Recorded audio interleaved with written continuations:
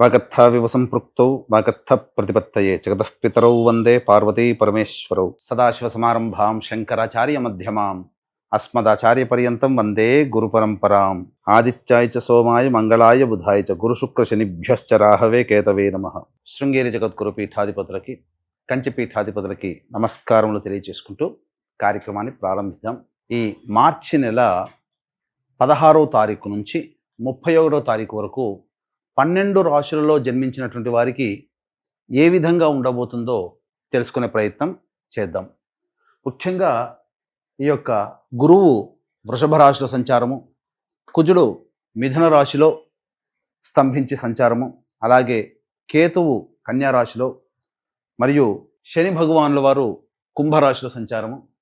ఇక 12వ రాశి అయినటువంటి మీన రాశిలో శుక్రుడు, రాహువు, రవి, బుధుని యొక్క సంచార ప్రభావం వెరసి ఈ 12 రాశుల మీద ఈ నవగ్రహాల యొక్క ప్రభావం ఏ విధంగా ఉండబోతుంది, అలాగే మనము దైనందినటువంటి జీవితంలో భాగంగా 16వ తారీఖు నుంచి 31వ తారీఖు వరకు మంచి రోజులు ఏంటి, చెడ్డ రోజులు ఏంటి, ఏ రోజుల్లో ఖర్చు ఎక్కువగా ఉంటుంది, ఏ రోజుల్లో ఆదాయం ఎక్కువగా ఉంటుంది, ఏ రోజుల్లో అనుకున్నటువంటి పనులు పూర్తి చేసుకోగలుగుతారనే విషయాల గురించి క్లుప్తంగా తెలియజేసే ప్రయత్నం చేస్తాను.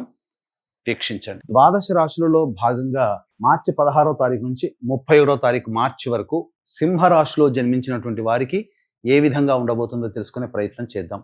ముఖ్యంగా సింహరాశిలో జన్మించినటువంటి వారు గమనించాల్సినటువంటి అంశం ఏంటంటే చాలా మార్పులు అనేటువంటివి వస్తున్నాయి. ఎందుకనంటే షష్టగ్రహ కూటమి మీకు ప్రతికూలం, శని మార్పు కూడా అష్టమ శని ప్రభావం ఏర్పడుతుండడం అది ప్రతికూలం, అలాగే గ్రహణం కూడా అష్టమ స్థానంలో ఏర్పడుతుండడం ఇది ప్రతికూలమైనటువంటి ఫలితం. కాబట్టి వెరసి చూసుకున్నట్లయితే చాలా మటుకు సమస్యలు అనేటువంటివి ఈ యొక్క సింహరాశిలో జన్మించినటువంటి వారికి ఏర్పడబోతున్నాయి. అయితే జరిగేటువంటి విషయాల గురించి మనం తెలుసుకునే ప్రయత్నం చేద్దాం. ఏం జరగబోతుంది? ముఖ్యంగా ధనపరమైనటువంటి సమస్యలు ఎక్కువ అవుతాయి, ఖర్చులు అధికంగా ఉంటాయి, మీ ఊహకు అందనటువంటి ఖర్చులు ఎక్కువగా జరుగుతుండడం, తద్వారా ఇబ్బందికర పరిస్థితులు అనేటువంటివి ఎదురవ్వక తప్పదు. అంతేకాకుండా ఇక్కడ ప్రధానంగా గురువు, కుజుడు సంపూర్ణముగా యోగించేటువంటి పరిస్థితి. కానీ మిగతా గ్రహాలు, మేజర్ ప్లానెట్స్ అన్నీ కూడా అనుకూలంగా లేని కారణం చేత వృత్తి, ఉద్యోగ, వ్యాపారాల్లో మీరు కొత్త పుంతలు తొక్కే విధంగా కొత్త కొత్త ప్రయత్నాలు చేయకుండా కొంతకాలం వేచి చూడడమే చాలా మేలు అనేటువంటి విషయాన్ని గమనించుకోవాలి.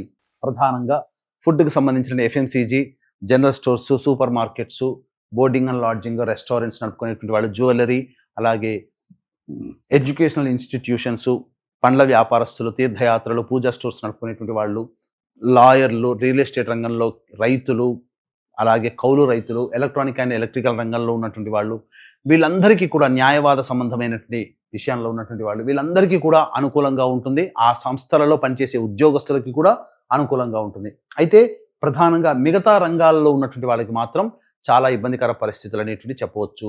విద్యార్థులు బాగా కష్టపడితే తప్ప ఫలితాలు పొందలేనటువంటిది. కాబట్టి చాలా కష్టపడే ప్రయత్నం చేయండి, నిరంతర దేవతానుగ్రహాన్ని పొందే ప్రయత్నం చేయండి.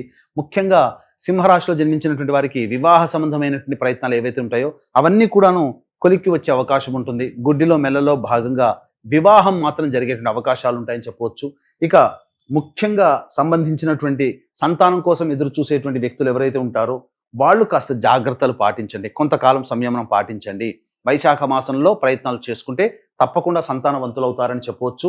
అయితే ప్రధానంగా ఈ షష్టగ్రహ కూటమి అష్టమ స్థానంలో ఏర్పడడం, అష్టమ స్థానంలో శని సంచారం జరుగుతుండడం, సూర్యగ్రహణం కూడా అష్టమ స్థానంలో ఈ యొక్క సింహరాశిలో జన్మించినటువంటి వారికి ఉండడం మన భారతదేశంలో కనిపించకపోయినప్పటికీ దీని ప్రభావం మాత్రం కొంత ఎదుర్కోక తప్పదు. కావున ఈ యొక్క సంబంధించినటువంటి సకల దోషం అనగా సర్వదోష నివారణ పూజలు, హోమాల్లో భాగంగా మన పీఠం ఆధ్వర్యంలో 29వ తారీఖు రోజున సాయంత్రం సూర్యాస్తమైన తర్వాత ప్రత్యంగిర, భగళాముఖి, అలాగే ధూమవతి, రాజశ్యామల, వారాహి హోమాలతో పాటుగా విద్య, వివాహ, ఉద్యోగ, దాంపత్య, అనారోగ్య సమస్యల నివారణకి విశేషమైనటువంటి హోమాది కార్యక్రమాలు అనేటివి చేయించడం జరుగుతుంది. అవకాశం ఉన్న వాళ్ళు కార్యక్రమ తదనంతరం కాంటాక్ట్ చేసి మీ గోత్రనామాదులు నమోదు చేసుకోవచ్చు.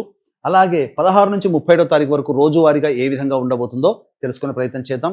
ప్రధానంగా ఈ యొక్క సంబంధించినటువంటి ఇప్పుడు చెప్పినటువంటి షష్టగ్రహ కూటమి, శని మార్పు, సూర్యగ్రహణము మేష, మిథున, కర్కాటక, సింహ, కన్య, వృశ్చిక, ధనుస్సు, కుంభ, మీన రాశిలో జన్మించిన వారికి ప్రభావం కాబట్టి ఈ రాశిలో జన్మించిన వాళ్ళు నమోదు చేసుకుంటే సమస్య నుంచి బయటపడతారని చెప్పవచ్చు. ఇక ముఖ్యంగా ఈ సంబంధించినటువంటి 16వ తారీఖు రోజున ఖర్చులు అధికంగా ఉంటాయి, కుటుంబ సమస్యలు పెరుగుతాయి, కుటుంబ సభ్యులతో వాగ్వివాదాలు పెరుగుతాయి, ప్రశాంతత లేని జీవితాన్ని పొందుతారు. 17, 18, 19, 20, 17, 18, 19వ తారీఖులో కనుక చూసుకున్నట్లయితే రాని బాకీలు వసూలు అవ్వడము, ఇతరుల యొక్క సహాయ సహకారాలతో మీకున్నటువంటి సమస్యలన్నీ పూర్తి చేసుకుంటారు, ఆనందంగా గడుపుతారు.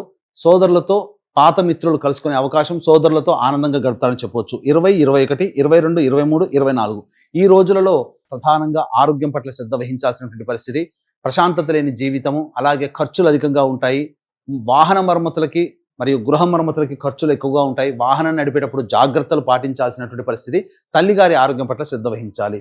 ఇక 25, 26, 27, 28 ఈ తారీఖుల్లో ప్రధానంగా సమస్యలన్నీ పూర్తి చేసుకుంటారు, ఆనందకరమైనటువంటి జీవితాన్ని పొందుతారు. అంతేకాకుండా మీకున్నటువంటి ధనపరమైనటువంటి సమస్యలని పూర్తి చేసుకొని ఇతరుల సహాయ సహకారాలతో ఆనందంగా గడుపుతారు. విందులు వినోదాల్లో కుటుంబ సభ్యులతో మిత్రులతో గడుపుతారని చెప్పవచ్చు. 29, 30వ తారీఖులో కనుక చూసుకున్నట్లయితే ప్రశాంతత లేని జీవితం. 28, 29, 30 మరియు 31 ప్రధానంగా ఖర్చులు అధికంగా ఉంటాయి, సమస్యలు కూడా అధికంగా ఉంటాయి. ధనపరమైనటువంటి ఇబ్బందులు ఎదుర్కోక తప్పదు. ప్రశాంతత లేని జీవితాన్ని పొందుతారు. అంతేకాకుండా అన్ని అవకాశాలు దగ్గర దాకా వచ్చి వెనక్కి వెళ్ళిపోతాయని చెప్పొచ్చు. ఏది ఏమైనప్పటికీ కూడా సింహరాశి వారికి సమయం అనుకూలంగా లేదు. నిరంతరమైనటువంటి దైవ ధ్యానము, ఇష్టదేవత ఆరాధన ఖచ్చితంగా చేయవలసినదే. అలాగే 29వ తారీఖు రోజున మన పీఠం ఆధ్వర్యంలో జరిగేటువంటి ఈ సర్వదోష నివారణ పూజల హోమాల్లో పాల్గొన్నట్లయితే భవిష్యత్తులో వచ్చేటువంటి సమస్యల నుంచి మీరు బయటపడతారని చెప్పవచ్చు. అంతేకాకుండా జాతకపరంగా మీకేమైనా సందేహాలు, సమస్యలు కనుక ఉన్నట్లయితే కార్యక్రమ తదంతా కాంటాక్ట్ చేసి సందేహ నివృత్తి చేసుకోవచ్చు. సర్వం శ్రీ ఉమామహేశ్వర పరబ్రహ్మార్పణమస్తు.